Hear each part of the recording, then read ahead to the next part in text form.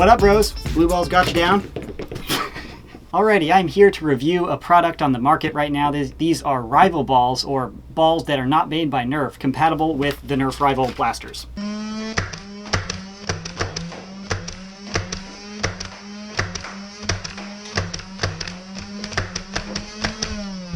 If you thought my normal videos had too many ball jokes, I mean, come on now. This is gonna get ridiculous, I'm pretty sure. So these are made by Cornucopia. They are available on Amazon Prime too. So when I ordered mine, I got them in like 2.5, 3 days. Awesome. I mean, Amazon Prime, the bomb. These are pretty awesome because when the rival blasters first came out, everybody was like, okay, well, these perform really well, but the balls are really expensive. Fortunately, the cost has come down a little bit, but these third-party balls, or aftermarket ones, are actually a little less expensive than the Nerf balls. Balls, balls, balls, balls. So let's get into the review.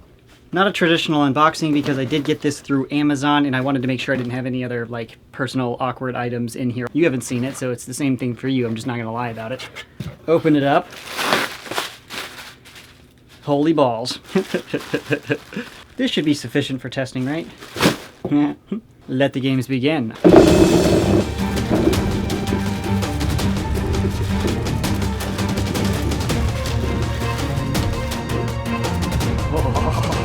Blue balls. It's just so contained, I just need to let it out, if you know what I mean.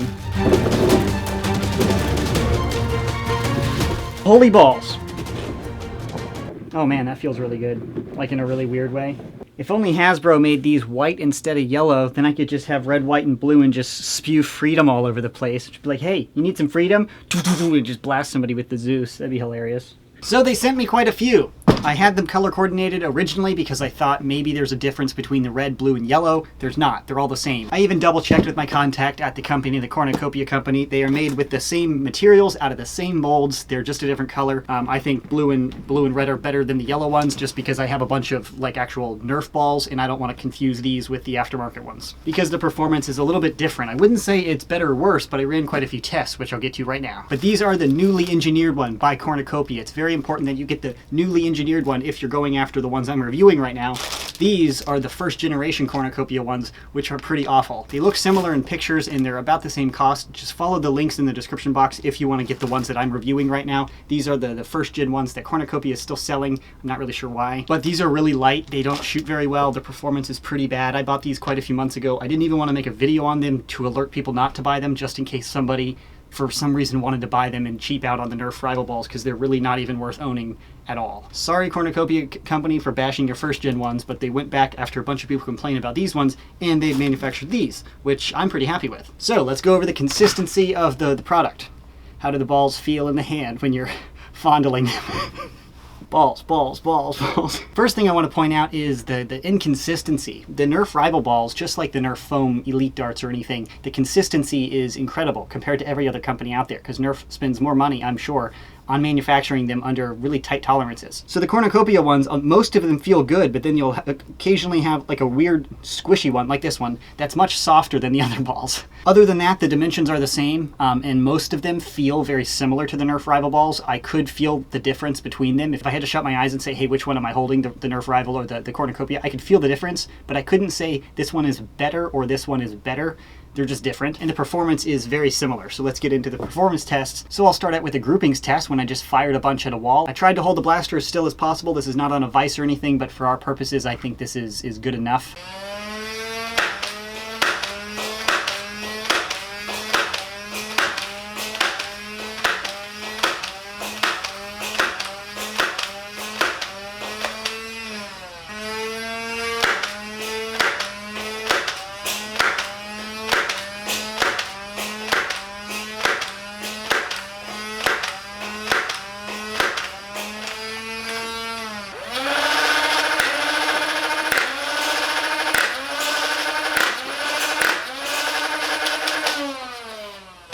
I'm not going to be able to single fire this.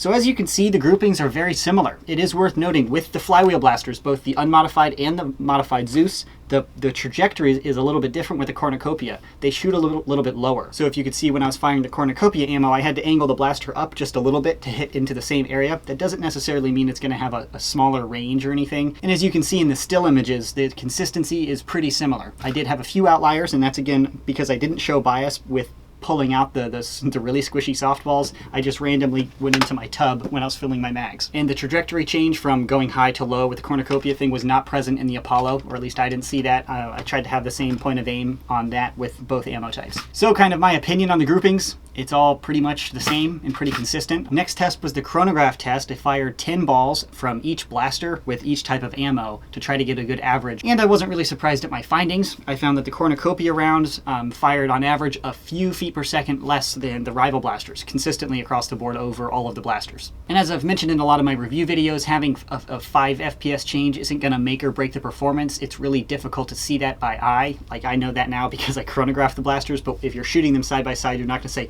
oh, that's definitely shooting 5 FPS faster. 5 feet per second really isn't noticeable. That's up, of course, at the point of, above 80. When you're shooting 5 FPS compared to 10 FPS, you'll be able to see that because it's 50%, of course. But, the performance of the rival blasters, you can't really see that velocity change, but it is worth noting. So those are kind of the tests. So if you just want to ignore everything I have to say because you don't think my opinion is valid, then look at those tests and, draw whatever conclusions you'd like from them. But if you're curious about my opinion, here it is. Overall, I'm pretty happy with the Cornucopia rounds. The re-engineered ones, I want to be very clear about that. They have the Gen 1 that they don't really advertise as Gen 1. It's just a normal kind. Now, these are the newly engineered style. I do think they're worth checking out. If you're into the rival blasters and you want to shoot them a lot, the cost difference can add up. If the cost is equivalent, I would personally pick the Nerf rival rounds over the Cornucopia ones, just because you won't have those. Well, this is a really squishy one, for example. You won't have these outliers sitting in your pile. But if you're saving a few bucks per 100 and you end up buying over 1,000, you're saving a little bit of money there. So it's worth it in my opinion. I also think it's nice to have 2 different colors and ones that aren't yellow, because I think yellow is just a weird color for ammo, honestly.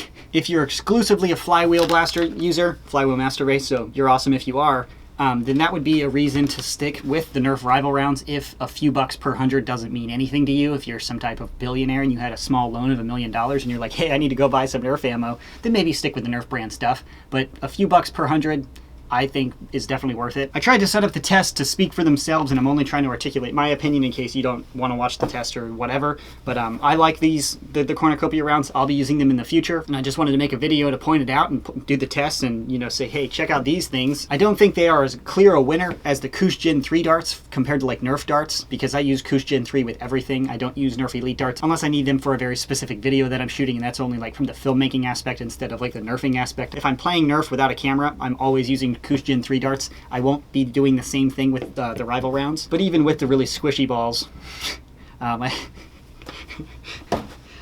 think I just got through like a solid 10 minutes without making a ball joke, so I'm pretty proud of myself. I can slip up into my conclusion here. Worth it for most people. Make the call yourself based on the tests I've run. I have a very high opinion of these, and I'll be using them in the future. Purchase links to the balls are in the description box below. If you want a direct link to any color, I'll have 3 separate links, red, blue, yellow, just so you don't have any chance of getting to the old ones, but they should say newly re-engineered or whatever in the title on the Amazon page. That's the review of the Cornucopia rival rounds. If you ever struggle to have balls, now you can go buy some. Thanks for watching, and as always, stay tactical. Balls, balls, balls, balls.